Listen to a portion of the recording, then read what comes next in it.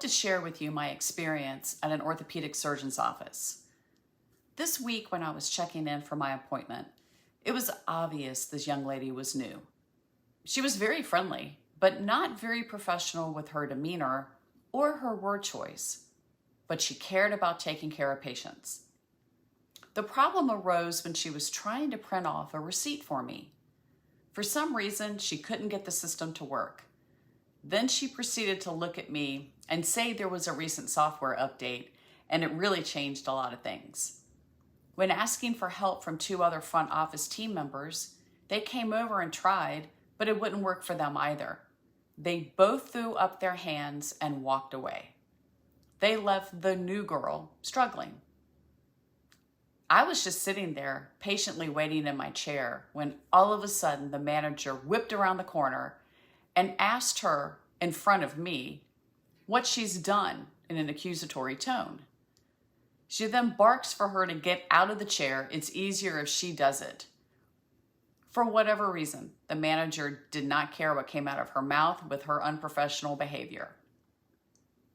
I'm watching all of this thinking, this poor girl obviously has not been given all of the tools that she needs to be successful in front of the patient. Worse yet, the manager obviously didn't care about the patient experience, or she would have communicated and represented the practice in a much more professional manner with her word choice and tone used in front of her team member and in front of me. I realize some days we have more patience than other days. It's not something we should do, but sometimes it comes off that way. When the manager said all of this, she showed the new employee screens this poor team member had never seen before. As she was looking over her shoulder, she grabbed her notebook to take notes because she didn't know what she had done and she wanted to fix the problem. The way in which this manager treated her own team member in front of patients reminded me of something that may have happened in your practice. We have had to hire team members that do not have any dental experience. And when somebody comes to you that is willing and wants to learn, and then you verbally beat them down or humiliate them in front of a patient, how long do you think that new team member is going to sit there and take that kind of verbal abuse?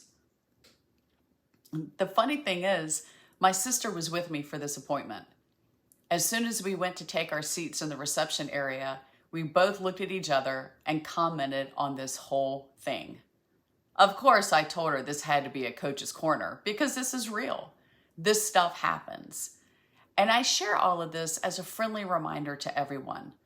Remember when working with new team members, and those especially new to dentistry, to set them up for success. The better way of handling this would have been taking more care and telling me, you know what, we've had a software update. Susie here is new to our practice. Can I use this as a teaching opportunity? I would have loved to have seen that because it would have shown to me, the patient, how much care you take to make sure that she's taught correctly and that this is the service you expect for patients coming in and being seen. We all know that hiring has become, let's say, interesting over the last few years. Don't be afraid to do this in front of any patients. It actually shows you care for your team members and your patients, so it's a win-win. Hiring and onboarding new team members may create a stressful situation in your practice. There is no need to work in a frustrating environment.